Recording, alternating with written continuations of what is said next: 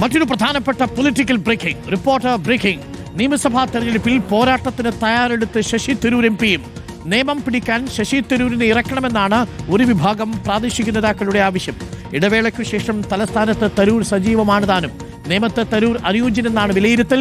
മോദിയെ പ്രശംസിച്ച തരൂരിലൂടെ BJPയുടെ സാധ്യത തടയണമെന്നാണ് അഭിപ്രായം. നേമത്ത് കരുത്തരെ നിർത്തിയില്ലെങ്കിൽ BJP ജയിക്കുമെന്നും അല്ലെങ്കിൽ ആ സീറ്റ് CPM കൊണ്ടുപോകുമെന്നും വിലയിരുത്തലുകളുണ്ട്. ഈ സാഹചര്യത്തിലാണ് ശശി തരൂരിന്റെ പേരുയരുന്നത്. റോഷി പാലുണ്ട് കൂടുതൽ വിവരങ്ങളുമായി. റോഷി, തരൂരിനെ ഇറക്കാനുള്ള ഒരു നീക്കം അത് എങ്ങനെയാണ് വരുന്നതെന്ന് അറിയില്ല. ആദ്യം MP മാർക്ക് മത്സരിക്കാനുള്ള ഒരു സാഹചര്യം കൊടുക്കണം. അത് ACCയുടെ അനുമതി വേണം. അങ്ങനെ വന്നാൽ ഒരു പക്ഷേ MP മാർക്ക് മത്സരിക്കാമെന്ന നില വന്നാൽ നേമത്ത് ശശി തരൂരിനെയും വേണ്ടി വന്നാൽ പ്രതീക്ഷിക്കാം, അല്ലേ റോഷി?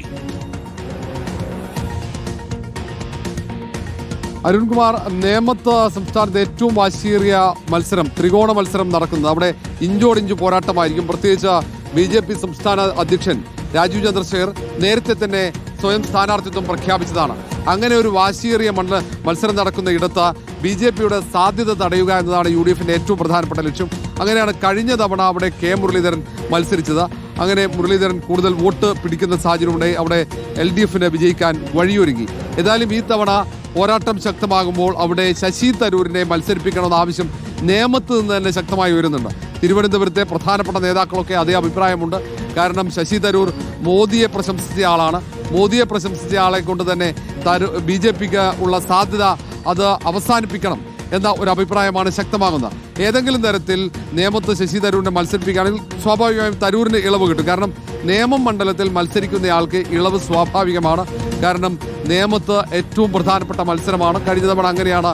MP മാർ ആരും മത്സരിക്കാത്ത ഘട്ടത്തിൽ പോലും അവിടെ ഒരു ഘട്ടത്തിൽ നേരത്തെ MLA ആയിരുന്ന ആ ഘട്ടത്തിൽ മത്സരിക്കുന്നതൊക്കെ ഈ നേമം എന്ന മണ്ഡലം പിടിച്ചെടുക്കുക എന്ന ലക്ഷ്യത്തിലായിരുന്നു. നിയമം പിടിച്ചെടുക്കാൻ കഴിഞ്ഞാൽ അത് വലിയൊരു സന്ദേശമായിരിക്കും. അത് ദേശീയ തലത്തിൽ പോലും കോൺഗ്രസ് നൽകുക BJPക്കെതിരെയുള്ള കക്ഷികൾക്ക് എന്ന വിലയിരുത്തലാണ്. ആ ഒരു സാഹചര്യമാണ് ഉപയോഗിക്കുന്നത്. മറ്റു പ്രധാനപ്പെട്ട നേതാക്കളും നേമത്ത് പോരാട്ടത്തിനിറക്കാൻ സന്നദ്ധരല്ല. പ്രധാനപ്പെട്ട നേതാക്കൾ അവർക്ക് സുരക്ഷിതമായ മണ്ഡലങ്ങളുണ്ട്. നേരെ മറിച്ച് പാർലമെന്റ് അംഗമെന്ന നിലയിൽ തിരുവനന്തപുരത്തുള്ള ബന്ധങ്ങൾ, പ്രത്യേകിച്ച് നേമത്തുള്ള ബന്ധങ്ങൾ, അതൊക്കെ ശശി തരൂർ നേമത്ത് മത്സരിക്കുകയാണെങ്കിൽ അത് വിജയത്തിന് വഴിയൊരുക്കും എന്നാണ് കോൺഗ്രസിന്റെയും UDFിന്റെയും പ്രാദേശിക നേതാക്കളുടെ ഒക്കെ അഭിപ്രായം. ഏതായാലും ഈ കാര്യം KPCC പരിഗണിക്കുമോ എന്നതാണ് അറിയേണ്ടത്. തരൂർ നേമത്ത് വരുമോ എന്നുള്ളതാണ്. എന്തായാലും കലക്കുന്ന പോരാട്ടമായിരിക്കും കേട്ടോ നേമത്ത് നമ്മൾ പ്രതീക്ഷിക്കുന്നത്. ഒരു ഭാഗത്ത് V ശിവൻകുട്ടി, മറുഭാഗത്ത് ശശി തരൂർ, പിന്നീട് മത്സരിക്കാൻ സാക്ഷാൽ രാജീവ് ചന്ദ്രശേഖർ, ശിവൻകുട്ടി, ശശി തരൂർ. എന്തൊരു പാനലായിരിക്കും അല്ലേ! സൂപ്പർ പാനലായിരിക്കും. ഗ്ലാമർ പോരാട്ടമായിരിക്കും നേമത്ത് നടക്കാൻ പോകുന്നത്. അപ്പോൾ നമുക്ക് കാത്തിരുന്ന് കാണാം.